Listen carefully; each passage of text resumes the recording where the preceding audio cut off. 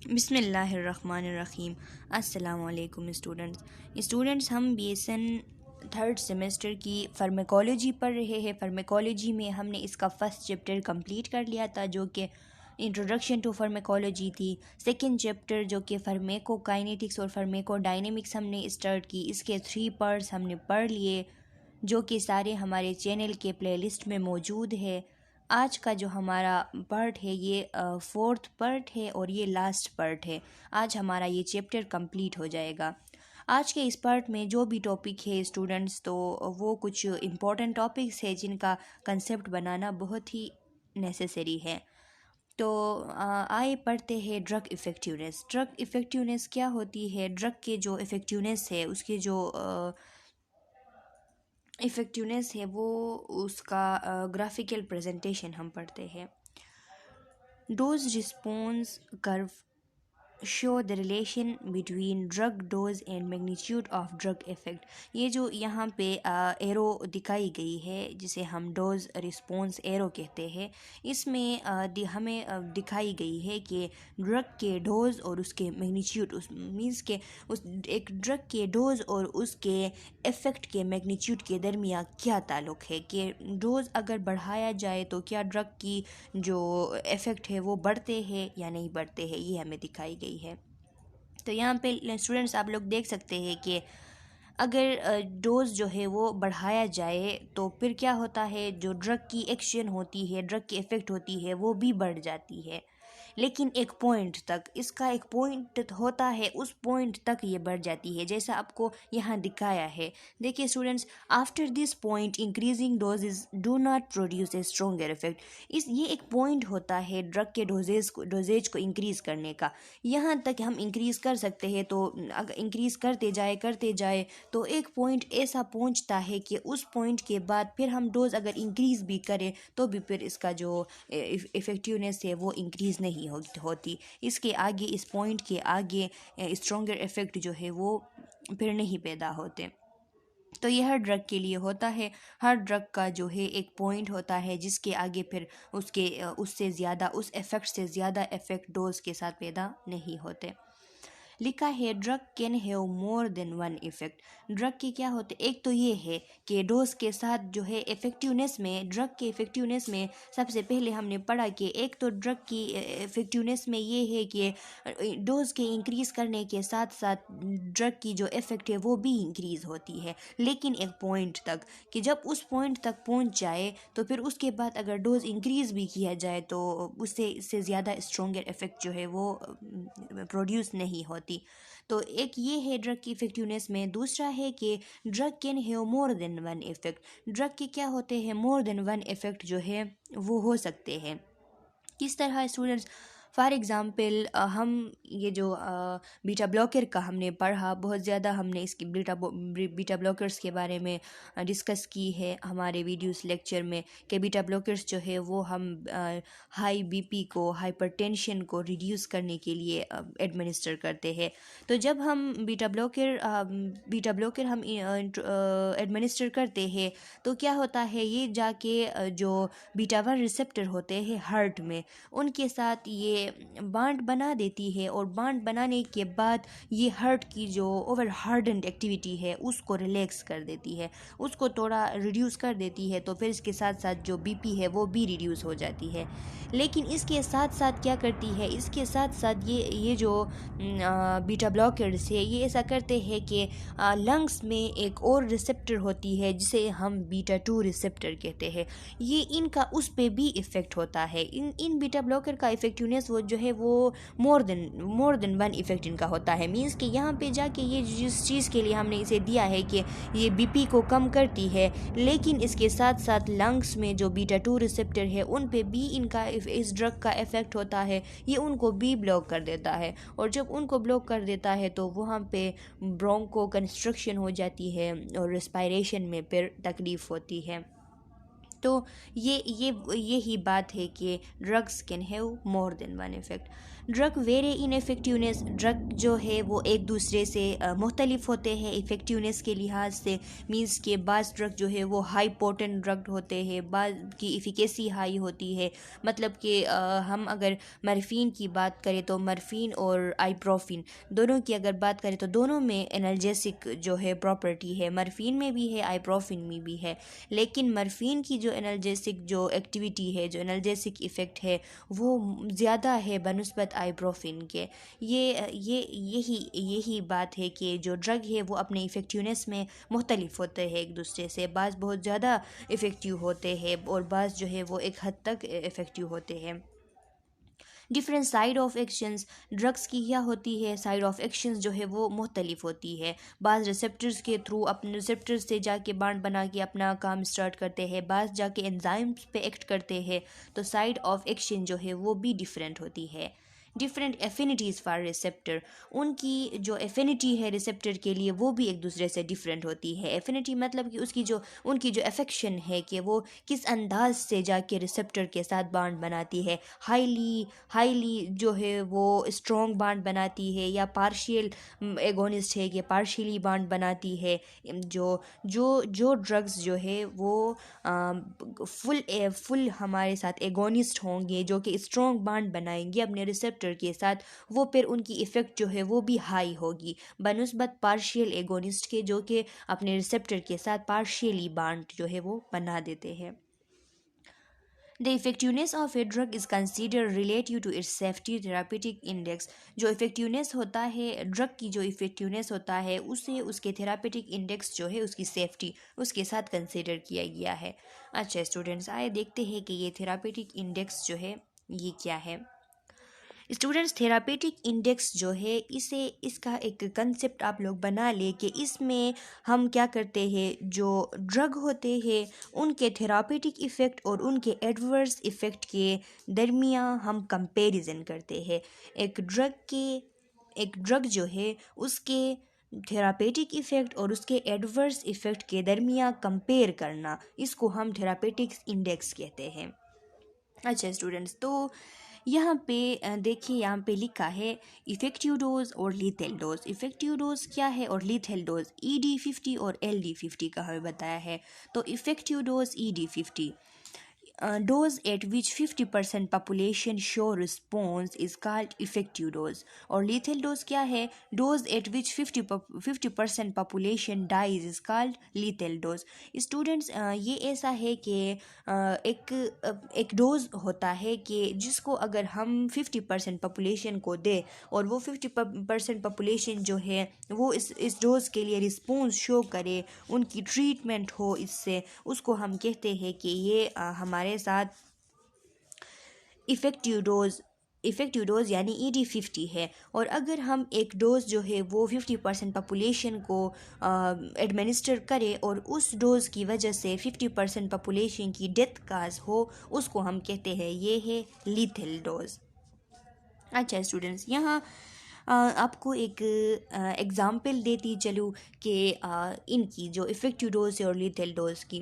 For example हमने paracetamol उठाई है स्टूडेंट्स, पैरासीटामोल उठाई है और एक पॉपुलेशन हमने सेलेक्ट किया है। पॉपुलेशन हमने कुछ इस तरह सेलेक्ट किया है कि एक फॉर एग्ज़ाम्पल एक क्लासरूम है, स्टूडेंट्स वहाँ बैठे हैं, वो पॉपुलेशन हमने सेलेक्ट किया है। उनमें हम ऐसा करते हैं कि पैरासीटामोल हमने उठाई, पैरासीटामोल का हमने 200 mg जो है वो वहाँ स्टूडेंट्स जो बैठे थे उनको 200 mg एडमिनिस्टर किया। तो उस 200 mg से जो पीपल्स थे उस रूम में, उस क्लासरूम में जो पीपल बैठे थे, उनमें से कुछ की जो है ट्रीटमेंट हुई। उनको फॉर एग्ज़ाम्पल उनको हेडेक थी, सारों को हेडेक थी। हमने उनको क्या किया, सारों को हेडेक थी, हमने उनको 200 जो है mg हमने उनको पैरासीटामोल एडमिनिस्टर किया। उससे बहुत कम लोगों को, मींस कि 5 को 6 को जो है या 10 को हेडेक जो है वो ठीक हो गई उनकी, वो उस डोज पे ठीक हो गए। लेकिन बाकी जो बचे थे वो ठीक नहीं हुए। तो हमने क्या किया, हमने एक हाई डोज उठाई, और हाई डोज हमने इस तरह उठाई कि हमने 900 mg उठाई पैरासीटामोल की, 900 mg उठा के हमने उनको एडमिनिस्टर किया, तो इस 900 mg पे वो जो जितने भी लोग थे वो सब ठीक हो गए। तो अब हमें पता है कि 900 जो mg है उस पे वहाँ के जो मैक्सिमम पॉपुलेशन है वो ठीक हो गए। अब हम ये जो 900 mg था, इसको अगर हम अप्रूव करेंगे तो ये जो कुछ हद तक जो लोग थे, जो 10% पीपल थे उस रूम में, उनके लिए ये बहुत ज़्यादा ख़तरनाक होगी, क्योंकि वो 200 माइक्रोग्राम पे ठीक होते थे। अब हम उनके लिए अगर 900 जो है हम उनके लिए mg ड्रग प्रिस्क्राइब करेंगे, अप्रूव करेंगे, तो ये जो लोग थे जो 200 पे ठीक होते थे, इन पर इसका बहुत बड़ा जो है असर होगा।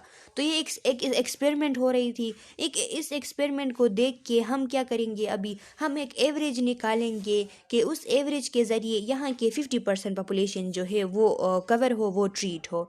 अभी हम एवरेज फॉर एग्ज़ाम्पल हमने 500 mg हमने एवरेज उठाई और 500 mg हमने उनको एडमिनिस्टर किया। एडमिनिस्टर करके हमने देखा कि इन लोगों में से जो है 50% पॉपुलेशन, थोड़ा वो जो 200 पे ठीक होते थे वो भी शामिल हो गए, वो तो शामिल हो गए, और जो 900 पे ठीक होते थे उनमें से भी कुछ जो पर्सन है वो भी इसमें शामिल हो गए, और एक एवरेजली 50% पॉपुलेशन की ट्रीटमेंट जो है वो इस 500 माइक्रोग्राम से हो गई।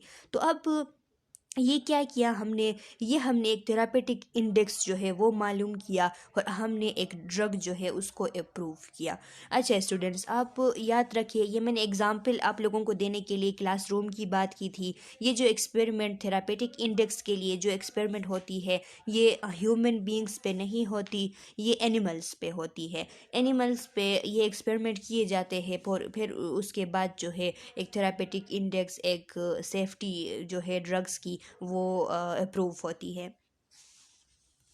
अच्छा स्टूडेंट्स, तो यहाँ लिखा है therapeutic index is equal to LD50 by ED50, means के कंपैरिजन है कि लीथल डोज 50 और बाई जो है effective dose 50। An indication of safety of a drug higher is better.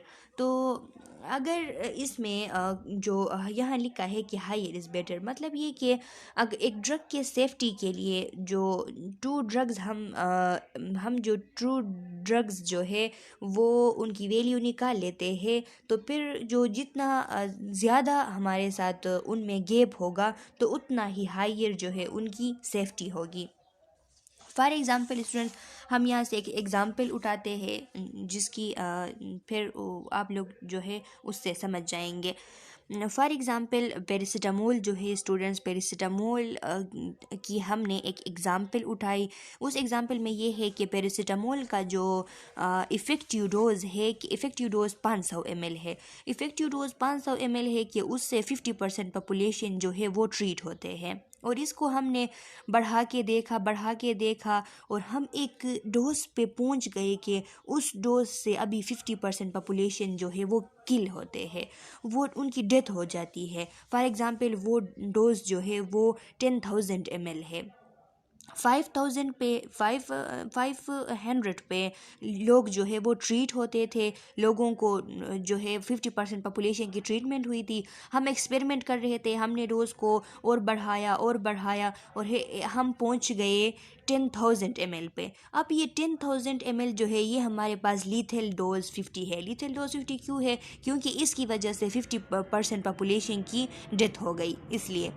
तो अब इनको हम कंपेयर करेंगे, हम लिखेंगे therapeutics index is equal to LD50 by ED50। तो LD50 का वैल्यू हमारे साथ क्या है? LD50 हमारे साथ 10,000 ml है, और जो हमारे साथ ED50 है वो 500 ml है। अब हम इनको डिवाइड करेंगे। इनको जब हम डिवाइड करेंगे तो हमारे साथ इसका जो आंसर है वो 20 आता है, क्योंकि जब इसको हम डिवाइड करते हैं, आप लोग डिवाइड करके देख ले, इसका जो आंसर है वो 20 आता है। क्योंकि क्या होता है, अब ये जो 20 है ये हमारे पास थेरापेटिक इंडेक्स की वैल्यू है। तो स्टूडेंट्स, एक और एग्ज़ाम्पल हम देखते हैं एक और ड्रग की कि उसकी एग्ज़ाम्पल किस तरह है। तो बाज़ ड्रग जो है उनका जो ये गैप होता है बिटवीन जो इनमें गैप होता है कि 10,000 ml और 500, जो LD50 और ED50 था, इनके दरमियान जो गैप होता है, जितना ज़्यादा गैप हो उतना ड्रग की सेफ्टी जो है वो ज़्यादा होती है। मतलब ये कि जो LD50 का वैल्यू यहाँ देखिए हमारे साथ हमने कहा कि 10,000 ml है और ED50 की वैल्यू हमारे साथ 500 ml है। तो 500 और 10,000 तक बहुत ज़्यादा फासला है। अगर गलती से कोई नर्स या जो भी हो गलती से अगर पैरासीटामोल की डोज़ अगर गलती से ज़्यादा भी पेशेंट को एडमिनिस्टर करे, मीन्स के 500 तो इफ़ेक्टिव डोज़ है, उससे ज़्यादा करे, अगर 1000 भी करे, 2000 भी करे, 3000 भी करे, 4-5,000 भी करे, तो उससे डेथ काज नहीं होगी, उसका इतना ख़तरा नहीं होगा। हाँ, अगर 10,000 को पहुंच जाए तो फिर उससे जो है 50% पॉपुलेशन की डेथ काज होती है। मीन्स कि यहाँ इनके दरमियान जो गैप होता है इसको मार्जिन ऑफ सेफ्टी कहते हैं। तो इसमें जो मार्जिन ऑफ सेफ्टी जितना ज़्यादा होगा, इनमें गैप जितना ज़्यादा होगा, उतना वो ड्रग जो है वो सेफ़ होगा, उतना वो ड्रग जो है वो आसानी से मतलब यूज़ करने के लिए आसान होगा, उस पर इतनी एहतियात जो है वो लाजमी नहीं होगी।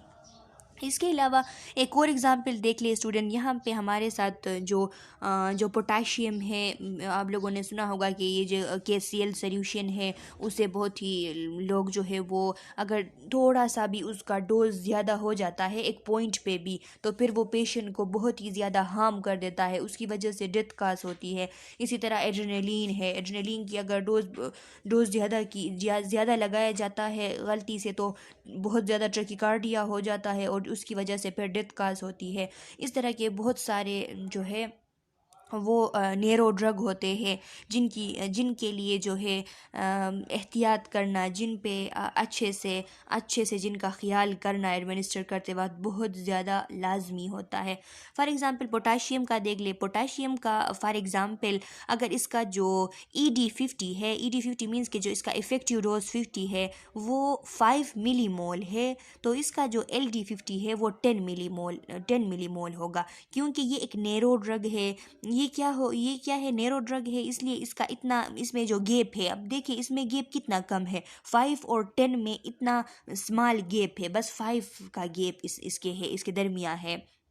तो अब इसका थेरापेटिक्स इंडेक्स आप लोग मालूम कर ले। इसको हम थेरापेटिक्स इंडेक्स की कैसे मालूम करेंगे, हमारे साथ फॉर्मूला थी कि therapeutics index is equal to LD50 divide by ED50। तो अब हम यहाँ पे करेंगे therapeutics index is equal to 10 divide by 5, means के 10 क्या है, LD50 है हमारे साथ, इसका जो लीथल डोज है वो इसका लीथल डोज 50 है वो हमारे साथ 10 मिलीमोल है और इसका इफेक्टिव डोज 50 हमारे साथ 5 मिलीमोल है। तो इसको जब हम डिवाइड करेंगे तो 5 1 इज़ 5 एंड 5 2 इज़ 10, तो क्या होगा,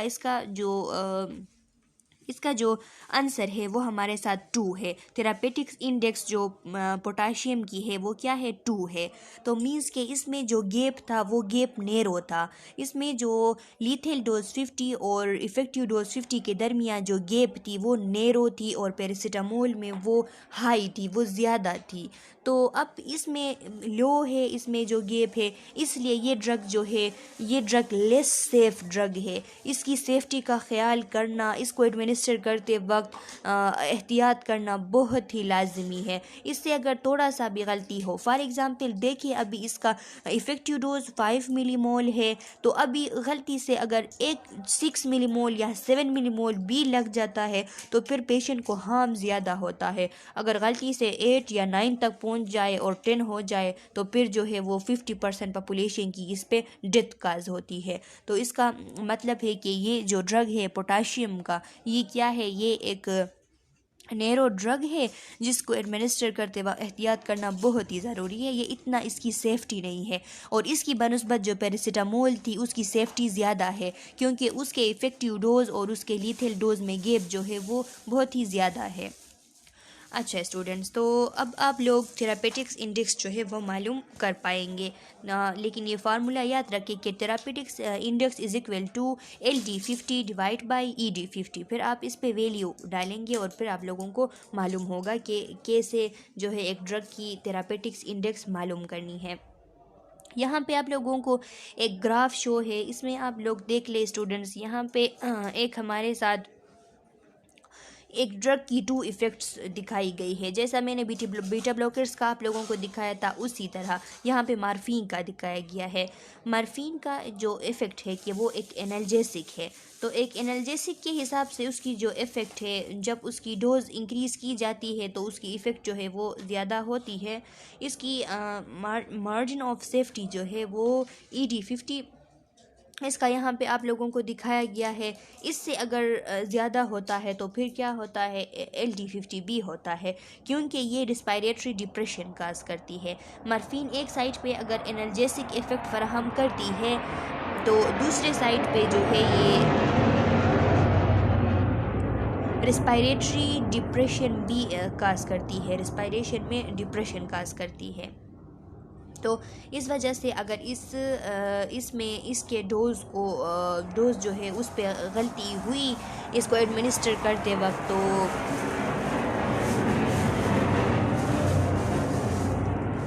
पेशेंट की जो डेथ है वो इस वजह से काज हो सकती है, पेशेंट की डेथ हो सकती है।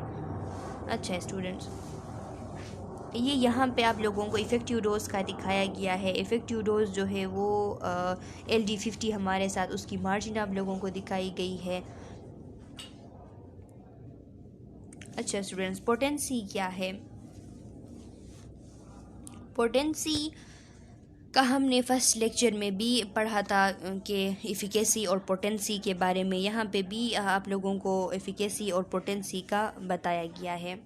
लिखा है relative strength of response for a given dose के हिसाब से जो ड्रग अपना रिस्पॉन्स शो करता है उसको हम पोटेंसी कहते हैं।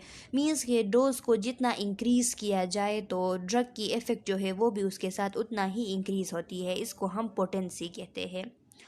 Effective concentration EC50 is the concentration of agonist needed to elicit half of the maximum biological response of the agonist।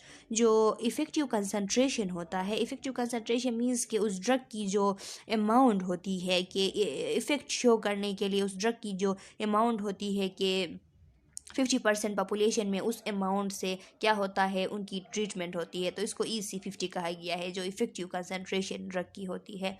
तो लिखा है इफ़ेक्टिव कंसंट्रेशन जो है वो एक एगोनिस्ट की वो कंसंट्रेशन होती है जिसके ज़रिए वो ड्रग जो है मैक्सिमम बायोलॉजिकल रिस्पॉन्स शो कर देता है। The potency of an agonist is inversely related to its EC50 value. जो ड्रग की पोटेंसी होती है वो इन्वर्सली रिलेटेड होती है अपने जो इफ़ेक्टिव कंसंट्रेशन वैल्यू है उससे इन्वर्सली रिलेटेड होती है। ये क्यों कहा गया है स्टूडेंट्स? इनवर्स रिलेशन का अपने EC50 से इनवर्स रिलेशन का मतलब ये है कि जब डोज लेस हो और ड्रग की एक्शन जो है वो इंक्रीज़ हो तो हम कहते हैं कि ये ड्रग जो है मोर पोटेंट ड्रग है। फॉर एग्ज़ाम्पल एक ड्रग जो है वो 400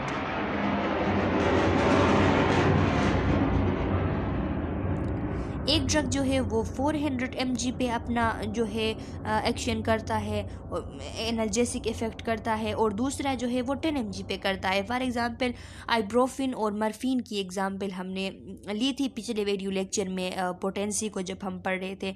तो जो एनर्जेसिक इफ़ेक्ट है, एनर्जेसिक इफ़ेक्ट ये आइब्रोफिन जो है वो 400 mg पे पूरा करता है, और वही एनर्जेसिक इफ़ेक्ट जो है वो मॉर्फिन जो है 10 mg पे पूरा कर लेता है। तो ये मॉर्फिन क्या हुआ? मॉर्फिन हाई पोटेंट ड्रग हुई बनस्बत आइब्रोफिन के, क्योंकि ये कम डोज पे ज़्यादा इफ़ेक्ट शो करती है। इसीलिए कह रहा है कि इन्वर्स रिलेटेड है अपने कंसंट्रेशन से। मतलब पोटेंट ड्रग जो है, हाई पोटेंट ड्रग, उनकी जब वो ड्रग होते हैं कि वो उनकी डोज कम होती है लेकिन इफ़ेक्ट ज़्यादा होता है, उसको हम हाई पोटेंट ड्रग कहते हैं। तो ये इन्वर्सली रिलेशन की बात है। कि जितना जितना ड्रग की इफ़ेक्ट ज़्यादा हो कम डोज पे, तो वो हमारे साथ जो है हाई पोटेंट ड्रग है। Drug response curve shift left with greater potency. ये जो ड्रग रिस्पॉन्स कर्व होता है वो क्या होता है, शिफ्ट होता है विथ ग्रेटर पोटेंसी। मतलब ये कि जब ड्रग की पोटेंसी ग्रेटर होती है, जबकि ड्रग की पोटेंसी ग्रेटर होती है तो फिर उसकी रिस्पॉन्स जो है वो भी ग्रेटर होती है। जो हाई पोटेंट ड्रग होते हैं उनकी जो रिस्पॉन्स होती है वो भी जो है हाई होती है। यहाँ पे आप लोगों को टू ड्रग्स की एग्जांपल दी गई है, ग्राफ के साथ आप लोगों के साथ शो है स्टूडेंट्स। यहाँ पे आप लोग देख सकते हैं, एक हमारे साथ फ्लुक्सोटीन है और दूसरा हमारे साथ है एमाइट्रिप्टिलीन है। ये दोनों जो है एंटी डिप्रेसेंट है स्टूडेंट। फ्लुओक्सिटीन भी और एमाइट्रिप्टाइलिन भी दोनों हमारे साथ एंटी डिप्रेसेंट ड्रग है। डिप्रेशन के ख़िलाफ़ ये एडमिनिस्टर किए जाते हैं। अगर किसी पेशेंट को मेंटल इलनेस होती है, डिप्रेशन होती है, तो उसको ये जो ड्रग है एडमिनिस्टर किए जाते हैं। ये जो फ्लुओक्सिटीन है ये प्रोजेक इसका ब्रांड नेम है, प्रोजेक ब्रांड नेम के साथ ये अवेलेबल होता है। और एमिट्रिप्टिलीन जो है एलाविल नाम से, एलाविल इसका जो ब्रांड नेम है वो इस नाम से अवेलेबल है। तो इसमें यहाँ पे आप लोग देखें स्टूडेंट्स के ये जो फ्लुओक्सिटीन है, फ्लुओक्सिटीन 10 मिलीग्राम फ्लुओक्सिटीन जो है वो इतना इसका इफ़ेक्ट जो है वो 80% के करीब इफ़ेक्ट शो करती है। और वही इफ़ेक्ट जो है, वही एंटी डिप्रेसेंट इफ़ेक्ट जो है, वो जो एमाइट्रिप्टाइलिन है ये 100 मिलीग्राम्स पे जो है वो शो करती है। तो अब इनमें क्या फ़र्क हुआ? इनमें ये फ़र्क हुआ कि फ्लोक्सिटीन जो है ये हाई पोटेंट ड्रग है बनस्बत एमिट्रिप्टाइलिन के, क्योंकि इसने 10 mg पे इतना असर शो किया था, इतना इफ़ेक्ट किया था, जो कि एमिट्रिप्टाइलिन जो है ये 100 जो है मिलीग्राम पे कर रहा है। तो इसका मतलब जो है ये है कि जो पोटेंसी वाले ड्रग होते हैं वो अपने कंसंट्रेशन से इन्वर्सली प्रोपोर्शनल होते हैं, कि कम कंसंट्रेशन में वो ज़्यादा इफ़ेक्ट शो करते हैं, मकदार कम होती है इफ़ेक्ट ज़्यादा शो करते हैं। तो ये जो है स्टूडेंट्स इनमें फ़र्क ये है कि फ्लोक्सिटीन जो है, जो कि ब्लू कलर में है, ये 10 मिलीग्राम पे हमें मैक्सिमम इफ़ेक्ट शो कर रहा है। वही इफ़ेक्ट एमाइट्रिप्टाइलिन जो है वो 100 मिलीग्राम में शो कर रहा है। तो इसमें हाई पोटेंट ड्रग हमारे साथ फ्लोक्सिटीन हो गया। अच्छा स्टूडेंट्स, इफ़िकेसी है। इफ़िकेसी क्या है? Maximum possible effect regardless of the dose in relation to other agent. हम जो ड्रग्स के मैक्सिमम जो इफ़ेक्ट है उसको कंपेयर करते हैं इफ़िकेसी में टू अदर एजेंट्स के रिलेशन में ड्रग के इफ़िकेसी को देखते हैं उसके रिगार्डलेस ऑफ इट्स डोज। इसमें डोज को नहीं देखते, बस हम देखते हैं कि फॉर एग्जांपल 2 एनाल्जेसिक्स हमने उठा लिए, मॉर्फिन उठा लिया, आइब्रोफिन हमने उठा लिया, दोनों में एनाल्जेसिक, आइब्रोफिन जो है एनसेड है, मॉर्फिन हमारे साथ ओपियोइड है, लेकिन दोनों में एनाल्जेसिक इफ़ेक्ट है। तो एनाल्जेसिक इफ़ेक्ट यहाँ पे मॉर्फिन भी शो कर रहा है, आइब्रोफिन भी शो कर रहा है, एस्पेरिन भी शो कर रहा है, लेकिन इन आइब्रोफिन और एस्पेरिन के बनस्बत मॉर्फिन जो है वो ज़्यादा एनाल्जेसिक इफ़ेक्ट जो है वो शो करता है, वो 80% शो करता है, और ये जो है ये कुछ 30% के करीब शो करते हैं। तो फिर इनमें क्या हुआ? इनमें हाई इफ़िकेसी वाला ड्रग मॉर्फिन हुआ। इसमें हम डोज को नहीं देखते, बस इसमें हमारे साथ हाई इफ़िकेसी वाला ड्रग जो है वो मॉर्फिन है। Indicated by peak of drug response curve. इसमें इसको किस तरह हम इंडिकेट करते हैं? उस कर्व को देखते हैं कि जो ड्रग के रिस्पॉन्स के लिए कर्व है उसको हम देखते हैं। जो फुल एगोनिस्ट होते हैं उनकी 100% इफ़िकेसी होती है, मीन्स के वो अपने रिसेप्टर के साथ टाइटली बांड बनाते हैं स्ट्रोंगली, तो फिर उनका जो रिस्पॉन्स होता है वो भी 100% होता है। इसी तरह जो पार्शियल एगोनिस्ट होते हैं उनकी इफ़िकेसी 50% होती है, और जो एंटागोनिस्ट होते हैं उनकी इफ़िकेसी 0% होती है, क्योंकि एंटागोनिस्ट जो है वो कुछ भी एक्शन जो है वो शो नहीं करते, वो रिसेप्टर को ब्लॉक करते हैं, इसलिए उनकी 0% जो है वो इफ़िकेसी होती है। पार्शियल एगोनिस्ट जो है वो पार्शियली अपने रिसेप्टर के साथ बाइंड होते हैं, इस वजह से उनकी 50% जो है इफ़िकेसी होती है। अच्छा स्टूडेंट्स, टॉलरेंस है। टॉलरेंस क्या है?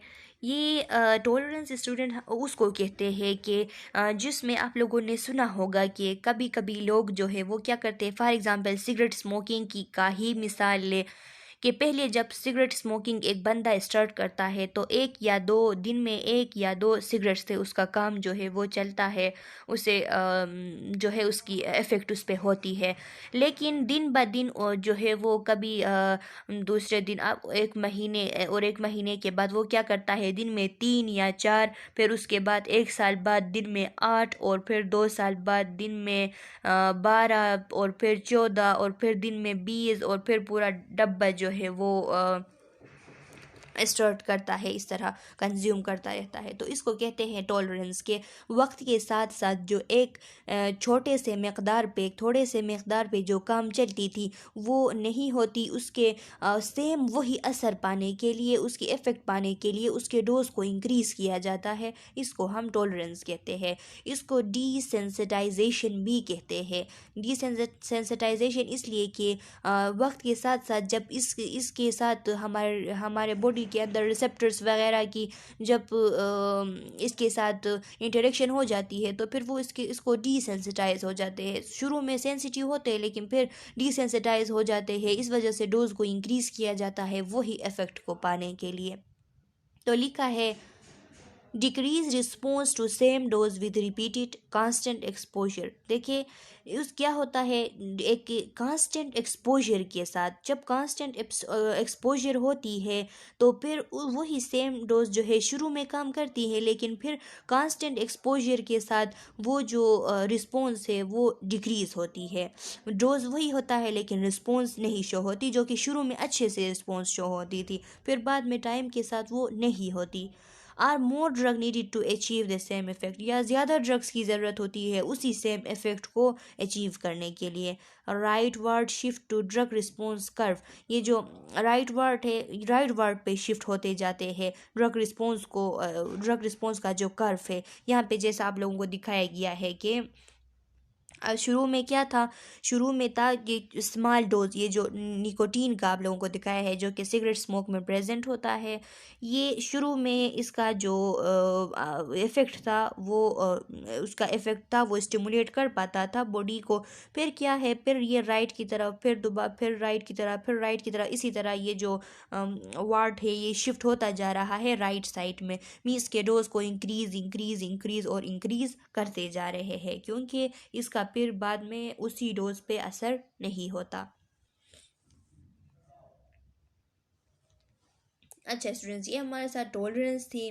टॉलरेंस के बारे में एक बात आप लोगों को बताती चलूँ कि जो टॉलरेंस होती है ये क्रोनिक टाइम में होती है। क्रोनिक टाइम मीन्स के साथ वक्त के साथ साथ जब कांस्टेंट एक्सपोजर होता है, ये बहुत ही कम टाइम में नहीं होती बल्कि एक बहुत ही टाइम लेता है। फॉर एग्ज़ाम्पल सिगरेट स्मोकिंग के लिए साल में 2 साल में फिर बंदा जो है वो डोज इंक्रीज़ फिर इंक्रीज़ इस तरह करता जाता है। इसी तरह बहुत सारे ऐसे ड्रग्स हैं जिनका ये करना पड़ता है, लोगों को टॉलरेंस हो जाती है तो फिर दिन ब दिन वो जो है डोज बढ़ाते जाते हैं तो फिर इसको हम टॉलरेंस कहते हैं। ये एक क्रोनिक एक्सपोजर की वजह से होती है। टॉलरेंस में आप लोगों को एमसीक्यूज पॉइंट ऑफ व्यू के लिए भी याद रखनी है कि ये एक क्रोनिक एक्सपोजर से होती है। अब टेकिफाइलेक्सिस है। टेकिफाइलेक्सिस क्या है स्टूडेंट्स, ये भी एक टॉलरेंस है, लेकिन ये जब बहुत ही कम वक्त में एक ड्रग के लिए बंदा टॉलरेंस बन जाता है तो उसको हम टेकिफाइलेक्सिस कहते हैं। लिखा है tachyphylaxis is the rapid development of tolerance. जो रैपिड डेवलपमेंट होगा टॉलरेंस की फिर उसको हम टेकिफाइलेक्सिस कहेंगे। When some drug are administered repeatedly at short interval tolerance develop repeatedly and is known as tachyphylaxis or acute tolerance. क्या होता है, जब जो ड्रग्स होते हैं, बाज़ ड्रग्स होते हैं, उनको रिपीटली एक शॉर्ट टाइम ऑफ इंटरवल में उनको जब रिपीटली बार बार एडमिनिस्टर किया जाता है तो फिर टॉलरेंस डेवलप होती है। फिर उसी जो स्टार्ट में डोज दी गई थी उससे उसका काम नहीं चलता, डोज को इंक्रीज़ करना पड़ता है, जो कि बहुत ही कम वक्त वक्त में होता है। फिर इसको हम टेकीफाइलेक्सिस कहते हैं या इसको एक्यूट टॉलरेंस भी कहते हैं। तो ये भी आप लोगों ने एमसीक्यूज पॉइंट ऑफ व्यू से याद रखना है कि जो क्रोनिक एक्सपोजर पे होती थी वो टॉलरेंस है, और जो बहुत ही कम वक्त में होती है, रिपीटली होती है, इसे हम एक्यूट टॉलरेंस या टेकीफाइलेक्सिस कहते हैं। Mechanism of tolerance. अच्छा स्टूडेंट्स, तो ये टॉलरेंस होती है, इसका मैकेनिज्म क्या है, किस वजह से ये टॉलरेंस किस तरीके से होती है। Changes in drug availability at the site of action, शायद उस ड्रग की अवेलेबिलिटी में कोई चेंजेस आती है साइट ऑफ एक्शन में, मींस कि उसकी एब्जॉर्प्शन नहीं होती, बायो अवेलेबिलिटी कम होती है, जिसकी वजह से वो साइट ऑफ एक्शन तक पहुंच नहीं पाती। इस वजह से वो बंदा जो है उसको टॉलरेंस होता है, असर नहीं होता, इसलिए डोज इंक्रीज़ किया जाता है। देखिए लिखा है डिक्रीज बायो अवेलेबिलिटी, उसकी बायो अवेलेबिलिटी डिक्रीज हो सकती है, इस वजह से टॉलरेंस हो सकती है। डिक्रीज एब्जॉर्प्शन, किसी वजह से उसकी एब्जॉर्प्शन नहीं हो रही होती, थोड़ा सा वो कम मकदार में एब्जॉर्ब हो रहा होता है, इसलिए डोज को इंक्रीज़ किया जाता है। Increase binding to depot site, जो डिपोर्ट साइट में अपने एक्शन साइट में जाके जो बाइंडिंग करता है, शायद उसमें इंक्रीजमेंट आ जाती है बाइंडिंग में। फॉर एग्जांपल ये जो प्लाज्मा प्रोटीन के साथ बाइंडिंग थी स्टूडेंट्स, ये जो डिपोर्ट साइट इसका क्या है, जो ब्लड है, जो ब्लड प्लाज्मा है, उसमें जाके प्लाज्मा प्रोटीन के साथ जो बाइंडिंग होती थी, अगर इनके साथ बाइंडिंग ज़्यादा हो तो फिर यहाँ से वो निकल नहीं पाते, यहाँ से जब निकल नहीं पाते तो फिर वहाँ पे जो जगह थी, जो टारगेट एरिया थी, टारगेट टिश्यूज़ थे, वहाँ तक नहीं पहुँच पाते। तो इस वजह से जो है डोज को फिर इंक्रीज़ करना पड़ता है। तो टॉलरेंस इस तरीके से भी हो सकती है। Changes in drug receptor interaction, drug और रिसेप्टर के इंटरेक्शन के दरमियान चेंजेस कुछ आई होगी, इस वजह से टॉलरेंस हो सकती है। Down regulation of receptor, receptors की डाउन रेगुलेशन हुई होगी। डाउन रेगुलेशन मीन्स के रिसेप्टर्स की जो जो नंबर है उनमें कमी आ गई होगी, रिसेप्टर्स कम रह गए होंगे, तो ड्रग वहाँ पे जाती है लेकिन रिसेप्टर्स नहीं होते तो फिर वो फालतू हो जाती है, उसका कोई उसका एक्शन ही नहीं होता, कोई उसका फ़ायदा ही नहीं होता। तो इस वजह से टॉलरेंस हो जाती है। बंदे को असर नहीं होती बंदे पे, तो ऊपर से ड्रग के डोज को इंक्रीज़ किया जाता है लेकिन नीचे जो है वो रिसेप्टर्स मौजूद नहीं है, तो इस वजह से भी टॉलरेंस होती है। Drug drug interactions. अच्छा स्टूडेंट्स, तो ड्रग ड्रग इंटरेक्शंस जो है वो किस तरह होती है। फार्मेकोकाइनेटिक्स एंड फार्मेकोडायनेमिक्स दोनों में। With pharmacokinetics, drug interaction, one drug affect the absorption, distribution, metabolism or excretion of another. In pharmacokinetics में क्या होता है, उसमें ड्रग की इंटरेक्शन जो है वो इस तरह होती है कि एक ड्रग या तो दूसरे ड्रग की एब्जॉर्प्शन को इफ़ेक्ट करती है, या उसके डिस्ट्रीब्यूशन को इफ़ेक्ट करती है, या उसके मेटाबॉलिज्म को इफ़ेक्ट करती है, या उसके एक्सक्रीशन को इफ़ेक्ट करती है। लेकिन फार्मेकोडायनेमिक्स में क्या होता है, फार्मेकोडायनेमिक्स में ड्रग इंटरेक्शन, टू ड्रग है वो interactive effect in the side of action. इसमें जो ड्रग होते हैं, एक ड्रग का दूसरे ड्रग पे इफेक्ट इस तरह से होता है कि साइड ऑफ एक्शन पे वो दोनों जो है एक दूसरे पे साइड ऑफ एक्शन पे कुछ इस तरह काम करते हैं कि जिसकी वजह से एक का दूसरे पे इफेक्ट होता है। Either type of drug interaction can result in adverse effect in some individual. इसके अलावा जो है ड्रग की इंटरेक्शन फार्मेकोकाइनेटिक्स और डायनेमिक्स के अलावा है जो है वो किसी एडवर्स इफेक्ट में इंडिविजुअल में हो सकती है, एडवर्स इफेक्ट के तौर पर। In terms of efficacy, there can be several type of interaction between medication. अगर हम इफ़िकेसी के टर्म में देखें तो ड्रग के जो ड्रग होते हैं उसके सेवरल टाइप्स होते हैं। ड्रग के इंटरेक्शन के जो मेडिकेशन होती है इनके दरमियान इंटरेक्शन के बहुत सारे टाइप्स होते हैं। फॉर एग्जांपल कमुलेटिव इंटरेक्शन है, एडिटिव है, सिनर्जिस्टिक है और एंटागोनिस्टिक है। ये हम एक एक करके पढ़ेंगे कि क्या होती है। सबसे पहला है कमुलेटिव इफेक्ट। कमुलेटिव इफेक्ट क्या होता है स्टूडेंट्स, लिखा है the condition in which repeated administration of a drug में produce effect that are more pronounce than those produce by the first dose. अच्छा स्टूडेंट, जब हम रिपीटेडली एक ड्रग को एडमिनिस्टर करते हैं, बार बार एक ड्रग को बॉडी में एडमिनिस्टर करते हैं, तो उसका जो असर है, जो फर्स्ट टाइम उसका जो असर था उससे ज़्यादा होता है।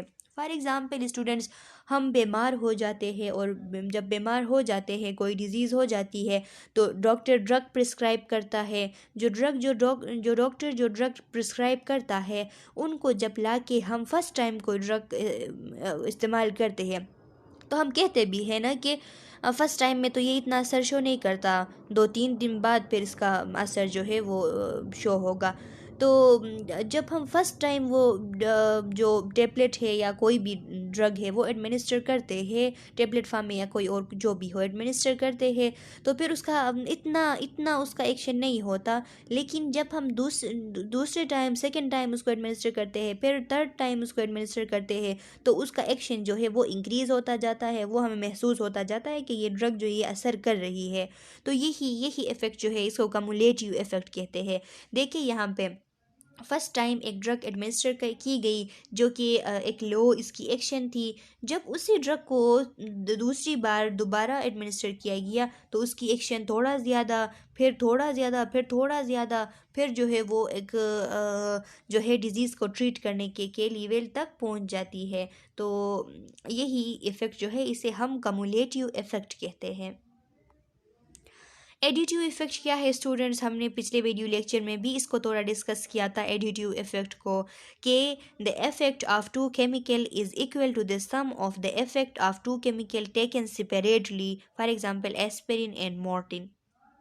क्या होता है स्टूडेंट्स कि एक ड्रग जो है उसको अगर हम दो ड्रग्स को मिला के यूज़ करें, दो ड्रग्स को हम मिक्स करके यूज़ करें, तो उनके जो एक्शन की जो सम है, मींस कि अगर मैंने आप लोगों को पहले भी बताई कि अगर हमारे साथ 2 ड्रग है और एक का जो एक्शन है वो इफेक्ट है वो 30% है और दूसरे का भी 30% है, फिर हम जब इनको मिला के यूज़ करते हैं तो हमारे साथ जो इंटायर इफेक्ट आती है वो 60% आती है। मीन्स कि 30 + 30 = 60।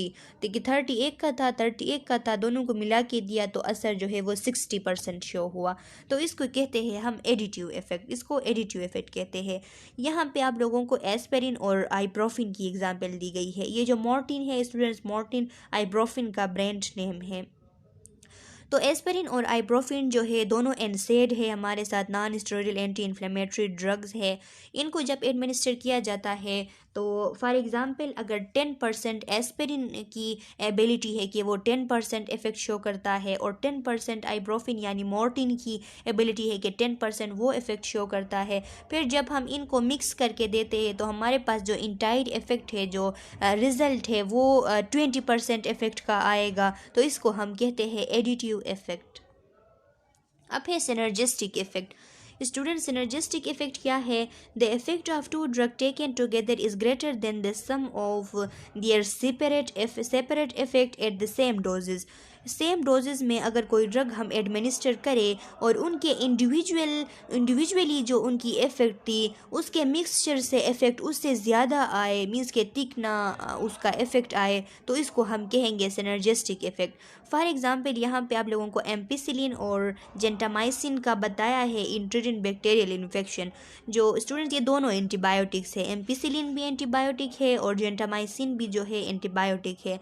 तो जब बैक्टीरियल इन्फेक्शन को ट्रीट करने के लिए हम एम्पिसिलिन और जेंटामाइसिन को मिक्स करके देते हैं, फॉर एग्ज़ाम्पल अगर एम्पिसिलिन की जो एबिलिटी है डिज़ीज़ को ट्रीट करने की, इसकी जो इफ़ेक्ट जो है वो 20% इसकी इफ़ेक्ट है और जेंटामाइसिन की भी 20% है, इसको हम जब मिक्स करके देते हैं जो एंटायर इसकी इफ़ेक्ट होती है वो 70% या 80% आता है।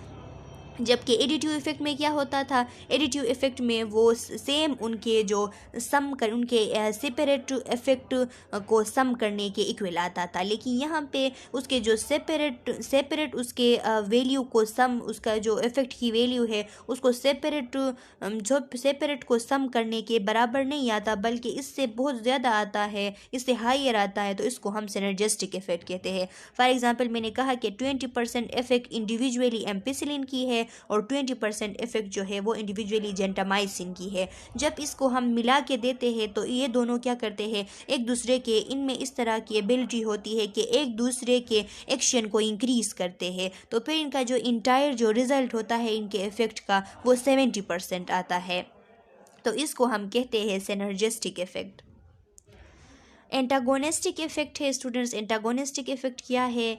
The effect of two chemicals taken together is less than the sum of their separate effect at the same doses. अच्छा स्टूडेंट्स, हमारे साथ टू ड्रग्स है, उसको जब हम एडमिनिस्टर करते हैं एक साथ, तो फिर उसका जो एंटायर इफेक्ट होता है वो उन दोनों के इंडिविजुअली उनके इफेक्ट को सम करने के से भी क्या आता है, कम आता है। तो इसको हम कहेंगे कि ये ड्रग जो है एक दूसरे के एगोनिस्ट है, इसने एक ने एक के एक्शन को क्या किया है, ख़त्म किया है। मतलब ये कि फॉर एग्ज़ाम्पल हमने जो है फ़ॉर एग्ज़ाम्पल हमने एडमिनिस्टर किया मॉर्फिन और नेलेमीन।